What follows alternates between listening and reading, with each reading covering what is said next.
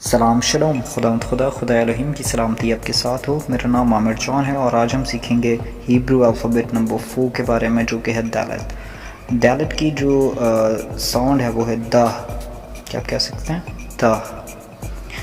तो आइए इसके साथ में ही हम देख लेते हैं कि एशियंट पिक्टोग्राफ में जो है वो ये किस तरह से दिखता था, और ये कुछ इस तरह का सिंबल था। तो क्या लगता है ये आपको, क्या है? स्मॉल ABCD का ए है टर्न हुआ नहीं, ये एक्चुअली डोर है, और इसके जो है वो कुछ मीनिंग भी निकलते हैं, जैसे कि हम पहले भी स्टडी कर चुके हैं कुछ अल्फ़ाबेट्स में।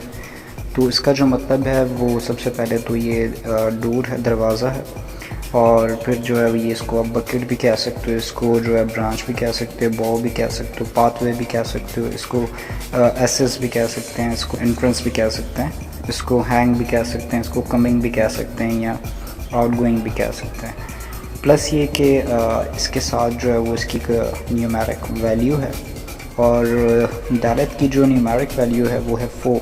इसके बाद हम स्टडी करते हैं अपनी पैलियो हिब्रू को, और पैलियो हिब्रू में जो है ये कुछ इस तरह से दिखता था, और हो सकता है कि इसको अब देखने के बाद कहें कि ये एक ट्रायंगल है, लेकिन ये दालत की तस्वीर है।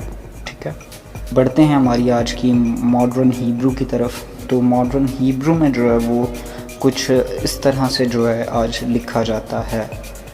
तो ये जो है वो कुछ सिमिलर है 7 के साथ, राइट? 7 जैसा लग रहा है, लेकिन इसको हिब्रू में दालत कहते हैं। तो आइए अब कुछ वर्ड सीख लेते हैं जो कि एक्चुअली दालत से स्टार्ट होते हैं।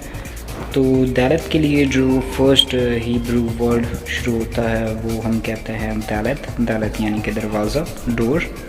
और दालत से आता है दाग यानी कि फ़िश, मछली।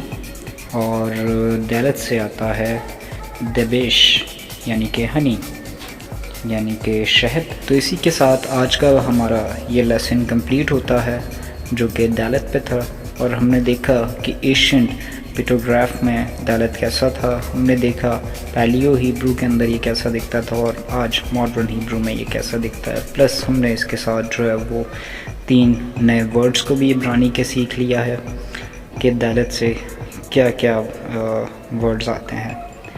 मिलता हूँ मैं आपको नेक्स्ट वीडियो में, तब तक अपना बहुत ख्याल रखिएगा, दुआओं में मुझे याद रखिएगा। शलोम।